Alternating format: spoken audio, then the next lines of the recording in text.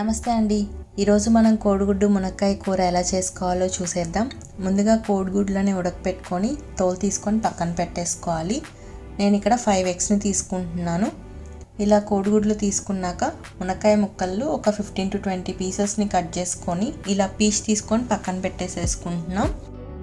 ఇలా అన్నీ రెడీ చేసుకున్నాక ఇప్పుడు ముందుగా స్టవ్ ఆన్ చేసుకొని ఒక చిన్న ప్యాన్లో 2 టేబుల్ స్పూన్ ఆయిల్ వేసుకోవాలి. మీరు కోడిగుడ్లు ఎక్కువ తీసుకునే పని అయితే కొన్ని మునక్కాయలు అలానే కొంచెం నూనె కూడా పడుతుంది, ఒక 1/2 టేబుల్ స్పూన్ 1 టేబుల్ స్పూన్ దాకా. ఇప్పుడు ఆయిల్ హీట్ అయ్యాక మనం ఒక 1 టేబుల్ స్పూన్ పసుపు వేసుకుందాం. తర్వాత ఇట్లా కోడిగుడ్లకి ఘాట్లు పెట్టుకొని ఇప్పుడు ఆయిల్లో ఫ్రై చేసుకోవాలి. ఇలా అన్ని కోడిగుడ్లకి ఘాట్లు పెట్టుకొని ఒక 5 minutes సాట్ చేసుకుంటా ఫ్రై చేసుకుందాం. ఇలా లైట్ బ్రౌన్ కలర్లోకి వచ్చేస్తాయి. తర్వాత ఇప్పుడు వేరే ప్లేట్లోకి ట్రాన్స్ఫర్ చేసుకోవాలి. ఇప్పుడు అదే ఆయిల్లో నేను ఇక్కడ 3 పచ్చిమిరపకాయలు కట్ చేసుకొని వేసుకుంటున్నాను. తర్వాత కొంచెం కరివేపాకు వేసుకోవాలి. ఒకవేళ మీరు కనుక కారం ఎక్కువ తినే పని అయితే ఇంకొక పచ్చిమిరపకాయ కూడా యాడ్ చేసుకోవచ్చు. తర్వాత 2 మీడియం సైజులో ఉన్న ఆనియన్స్ కట్ చేసుకొని వేసుకోవాలి. ఇవి ఒక 1 minute సాట్ చేసుకోవాలి. నేను ఈ కూరని ఒక 4 members చేస్తున్నానండి. మీరు కావాలి అని అనుకుంటే మీకు కావాల్సినంతగా క్వాంటిటీ అడ్జస్ట్ చేసుకోవచ్చు.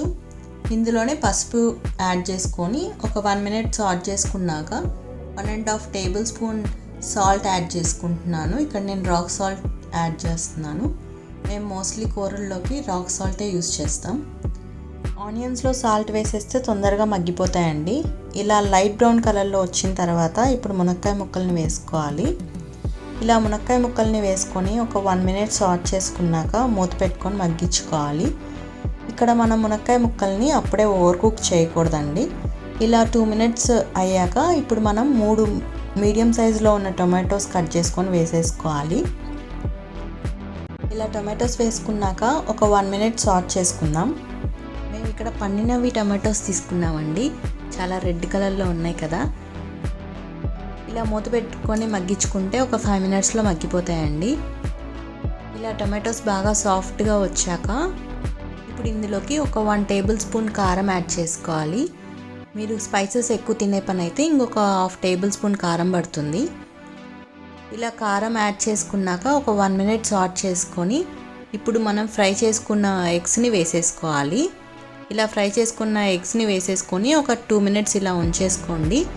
ఈలోపు మనం ఒక చిన్న లెమన్ సైజ్ అంత టామరిన్ తీసుకొని అందులో ఒక 50 ml ఆఫ్ వాటర్ని తీసుకొని ఒక చిన్న బౌల్లో సోక్ చేసుకోవాలి.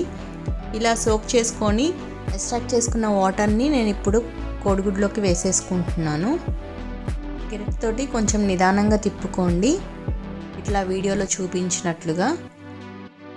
ఇలా మూత పెట్టుకొని ఒక 5 minutes బాయిల్ చేసుకోవాలి.